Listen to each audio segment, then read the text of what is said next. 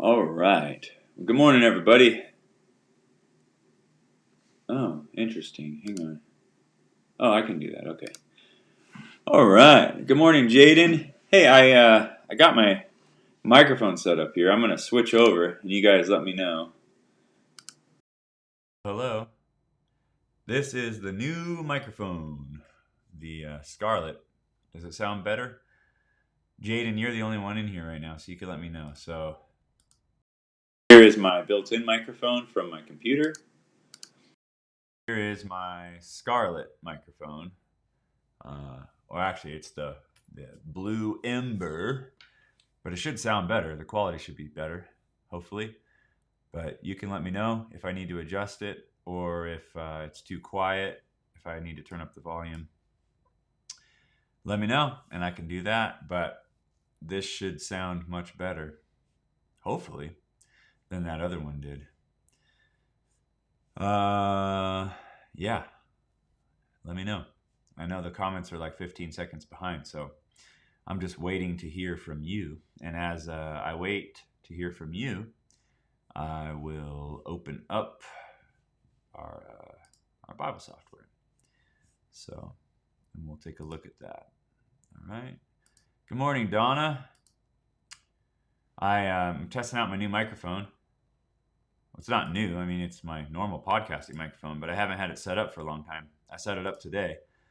So the audio should be better than it has been. I'll do a quick switch. Computer's built-in microphone. This is the computer's built-in microphone. This is my podcasting microphone. So it should be better quality. If I need to turn the volume up, just let me know, and I can adjust the gain here on my side. But it looks like it's pretty good for what we got going on. All right, well, we are in the book of Job, and we've been in the book of Job now for quite some time. We are about to hear from God. God is going to speak to Job. We've heard Job kind of argue his case about why he shouldn't have this stuff happen to him because he's righteous. We've heard from Bildad and Elihu, and we heard from all the friends of Job, who sort of give Job not such great advice. Hey, Cody, how you doing, brother? Hey, man, I'm testing this Scarlet, or this Blue Ember. This is my normal computer microphone, and now this is the Scarlet Ember, and I'm just making sure that it sounds better. You guys can hear me. The volume is nice. The gain is good. So if somebody could let me know in the comments what, or if I need to make any adjustments on the sound, that would be super helpful. And, we'll go from there. Awesome. So much better. Great. That's what I like to hear. I'm sorry it took me this long to get it done, but I didn't have an XLR cable, and I had to source one. So I got one now, and we're rocking and rolling. All right. Maybe a little louder. All right, I'll turn the gain up. It's a little bit louder, or I should turn up the volume, turn up the gain. That would be good to know, because that could be taken either way. See, we could have a little lesson on semantics, right? Semantics. How do we understand the language that we're reading? All right, I'm gonna turn the gain up just a little bit. There we go. Turned it up a little bit. That should be good. You should turn up. All right, I turned up a little bit, and that should check 1, 2, 1. That should be a good level. So if I get excited, it still won't peak. All right, well, let's open with a word of prayer, and then we will get into Job. I'm wearing this lanyard. All right. Father, we thank you for this morning. Lord, we thank you for the rain, Lord, as it reminds us that you care for the world, in the plants and the animals, and even us as humans, as you bring the water system and the water cycle round and round and round to water the trees and the plants and to fill the lakes, and to bring water to the tops of the mountains so it flows down through the creeks and the streams and the rivers. And Lord, it just keeps all things alive and healthy. And we just thank you for your goodness and your sustenance on the earth. And pray that you would speak to us now as we read the rest of the book of Job this morning, and we reflect on who you are and your care for the world. In Jesus' name, amen. All right. Good morning, Hannah and Cody. Glad that you guys are here. And Donna and Jaden, Brett. It's always great to spend the morning with you guys reading the Bible. We are now going to. Donna is a member of Bryant Street Baptist Church, Hannah. So, and Cody is a longtime friend of mine. I think Cody and I have been friends for, man, probably 15 years, maybe 18 years. We've been friends for a long time. And we went to college together. So, yeah. All right, let's read. Then the Lord answered Job out of the whirlwind. Yeah, it could be 20 years, Cody. Then the Lord answered Job out of the whirlwind and said, now this is amazing. So this is God answering Job as Job is justifying himself to God, saying like, hey, I don't deserve this. I am righteous. How could you let this happen to me? And God's answer to Job is essentially going to be, you don't understand what's going on here, Job. You think that you do, but you don't. You don't have the capacity to understand.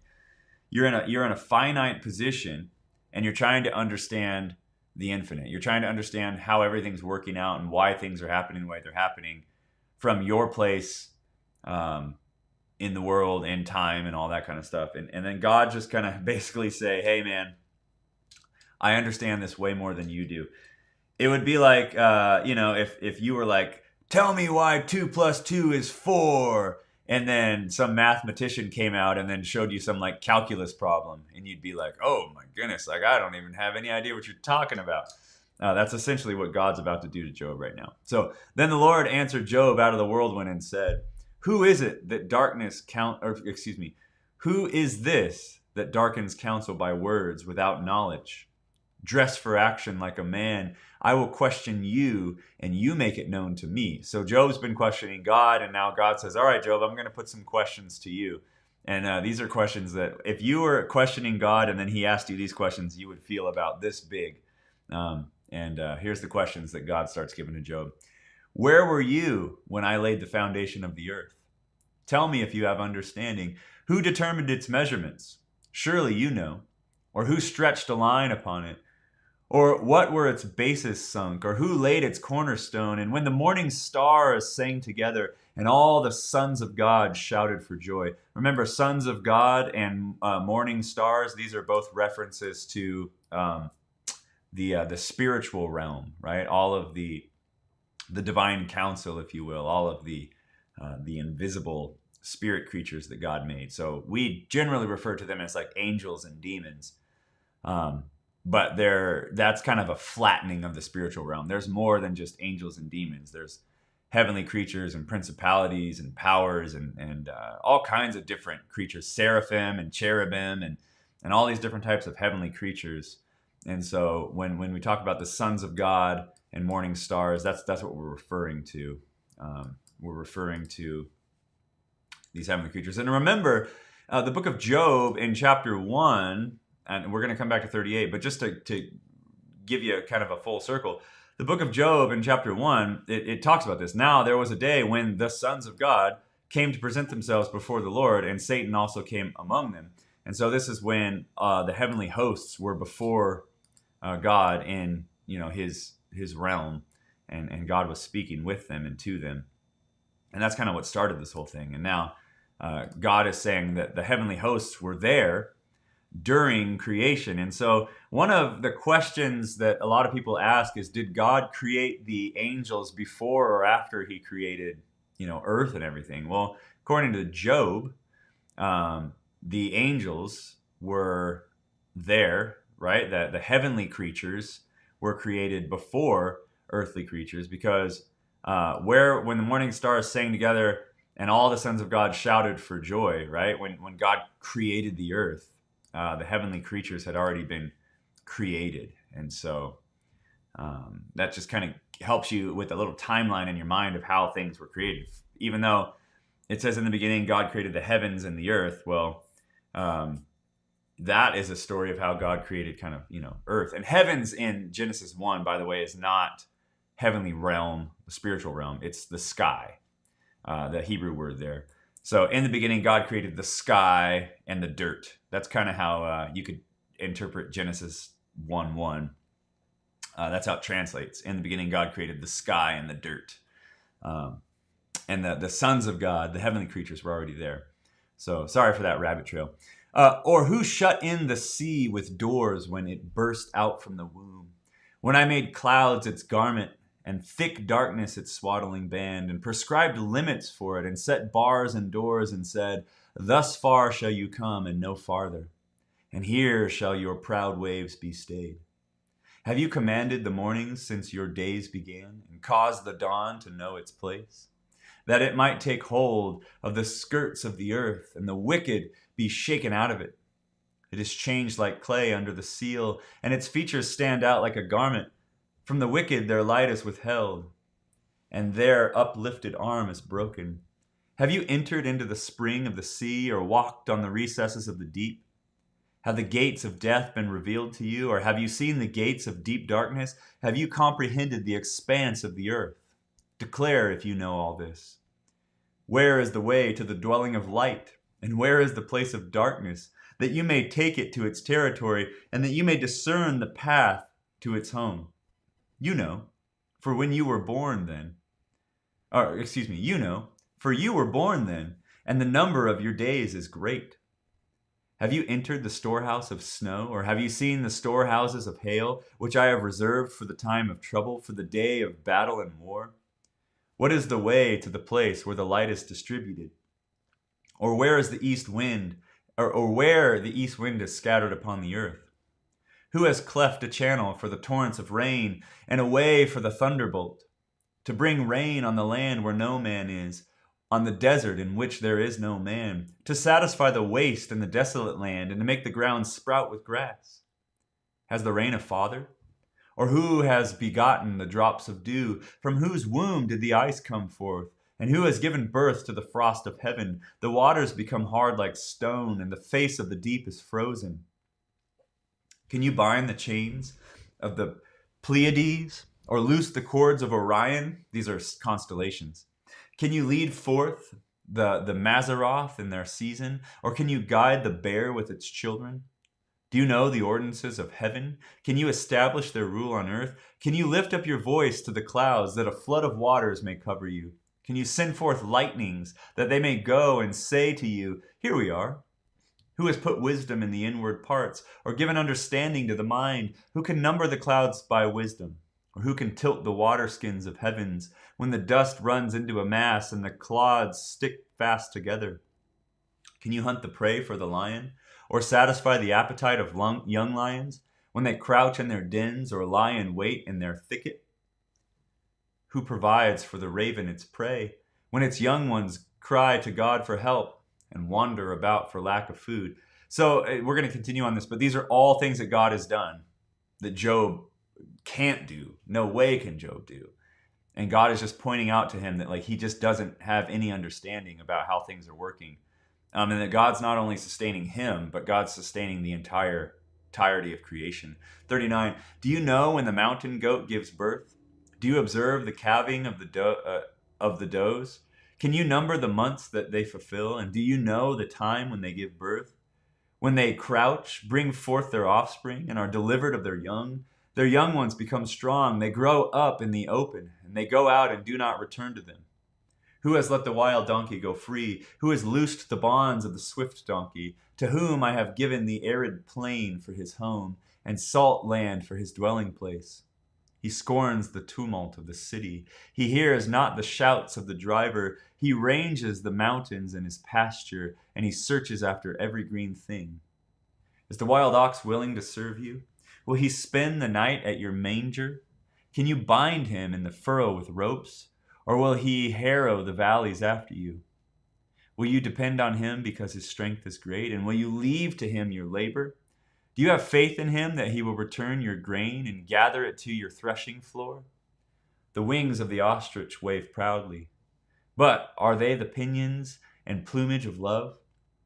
For she leaves her eggs to the earth and lets them be warmed on the ground, forgetting that a foot may crush them and that the wild beast may trample them. She deals cruelly with her young as if they were not hers. Though her labor be in vain, yet she has no fear, because God has made her forget wisdom and given her no share in understanding. When she rouses herself to flee, she laughs at the horse and his rider. Do you give the horse his might? Do you clothe his neck with a mane? Do you make him leap like a locust? His majestic snorting is terrifying. He paws in the valley and exults in his strength. He goes out to meet the weapons. He laughs at fear and is not dismayed. He does not turn back from the sword. Upon him rattle the quiver, the flashing spear, and the javelin. With fierceness and rage he swallows the ground. He cannot stand still at the sound of the trumpet. And when the trumpet sounds, he says, "Aha!" He smells the battle from afar, the thunder of the captains and the shouting. It is by your understanding that the hawk soars and spreads his wings towards the south. Oh, man. Is it at your command that the eagle mounts up and makes his nest on high? On the rock he dwells and makes his home, on the rocky crag and stronghold. From there he spies out the prey. His eyes behold it from far away. His young ones suck up blood, and where the slain are, there he is. And the Lord said to Job, "Shall a fault finder contend with the Almighty? He who argues with God, let him answer it." Then Job answered the Lord and said, "Behold, I am of small account. What shall I answer you? I lay my hand on my mouth. I have spoken once, and I will not answer, twice, but I will proceed no further." Then the Lord answered Job out of the whirlwind and said, "Dress for action like a man. I will question you, and you make it known to me. Will you even put me in the wrong? Will you condemn me that you may be in the right? Have you an arm like God, and can you thunder with a voice like his? Adorn yourself with majesty and dignity. Clothe yourself with glory and splendor. Pour out the overflowings of your anger, and look on everyone who is poured and abased him. Look on everyone who is proud and abased him. Look on everyone who is proud and bring him low. And tread down the wicked where they stand. Hide them all in the dust together. Bind their faces in the world below. Then will I also acknowledge you, that your own right hand can save you. Behold, Behemoth, which I made as I made you. He eats grass like an ox. All right, so let's talk about Behemoth real quick. So Behemoth is some type of large animal. So God's going to talk about two large animals, Leviathan and Behemoth. And some people say this is like a dinosaur, which is possible when we read the description. Some people say it's a dragon. I think Leviathan's actually a dragon, but you could think I'm crazy, but as we read through it. Some people think that it's all kind of figurative language, that it's not literal, and it's describing a hippopotamus or a rhinoceros or something like that. I'll let you decide. Either way, I want you to take notice that God has made these powerful creatures, and he's quite proud of them. So I know that creatures like dinosaurs and great white sharks and things like this are scary and they're destructive, lions, but we have to remember that God made them, God rules over them, and God is pleased with his creation of them. And it's pretty interesting. So let's read Behemoth and Leviathan. Behold, Behemoth, which I made as I made you. He eats grass like an ox. Behold, his strength is in his loins, and his power in the muscles of his belly. He makes his tail stiff like a cedar. The sinews of his thighs are knit together. His bones are tubes of bronze, his limbs like bars of iron. He is the first of the works of God. Let him who made him bring near his sword. For the mountains yield food for him. Where all the wild beasts play, under the lotus plants he lies, and the shelter of the reeds in the marsh. For his shade, the lotus tree cover him. The willows of the brook surround him. Behold, if the river is turbulent, he is not frightened. He is confident, though the Jordan rushes against his mouth. Can one take him by his eyes, or pierce his nose with a snare? Can you draw out Leviathan with a fishhook, or press down his tongue with a cord? Can you put a rope in his nose, or pierce his jaw with a hook? Will he make many pleas to you? Will he speak to you soft words? Will he make a covenant with you, or take from him your servant forever? Will you play with him as with a bird, or will you put on him a leash for your girls?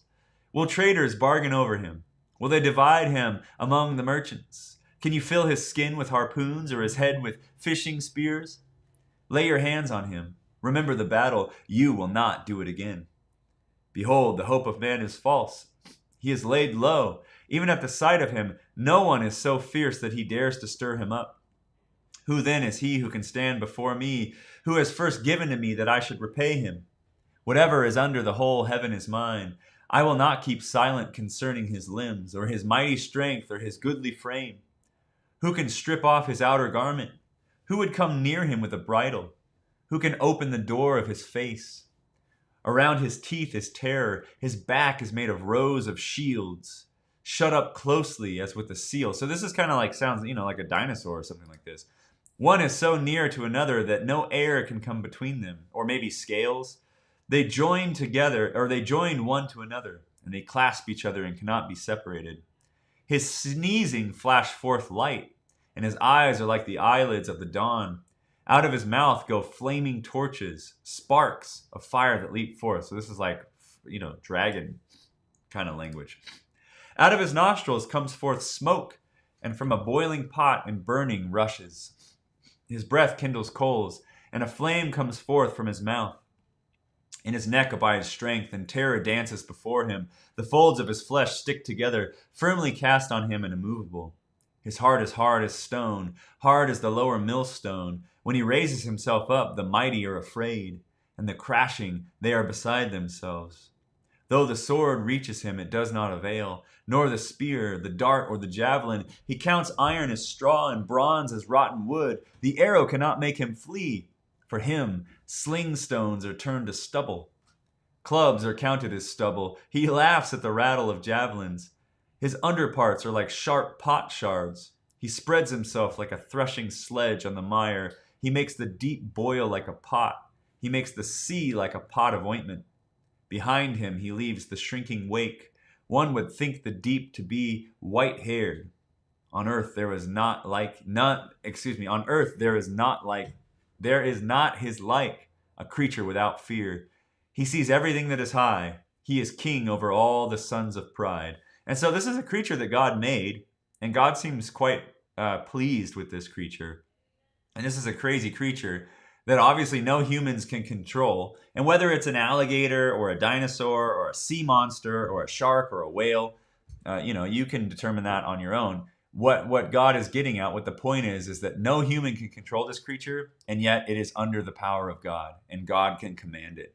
And God has great power, and that's kind of the point. Then Job answered the Lord and said, I know that you can do all things, and that no purpose of yours can be thwarted. Who is this that hides counsel without knowledge? Therefore I have uttered what I did not understand, things too wonderful for me which I did not know. Hear and I will speak. I will question you, and you make it known to me. I had heard of you by the hearing of the ear, but now my eye sees you. Therefore I despise myself, and I repent in dust and ashes. After the Lord had spoken these words to Job, the Lord said to Eliphaz the Temanite, My anger burns against you and against your two friends, for you have not spoken of me what is right, as my servant Job has.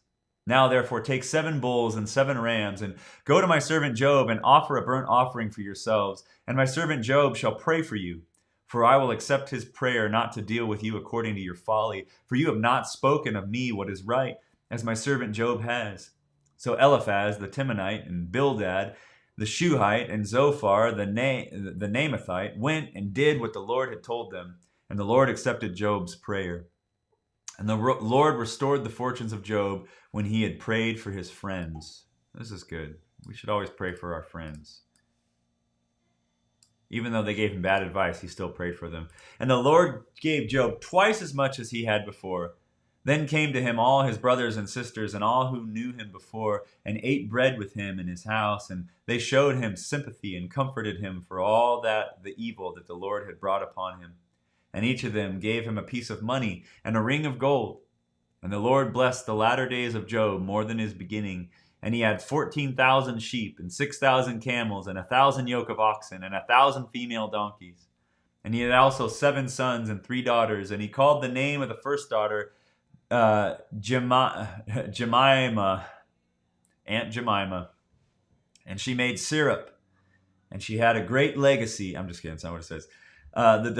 His first daughter, Jemima. And the name of the second, Keziah. And the name of the third, Kirin Hapach.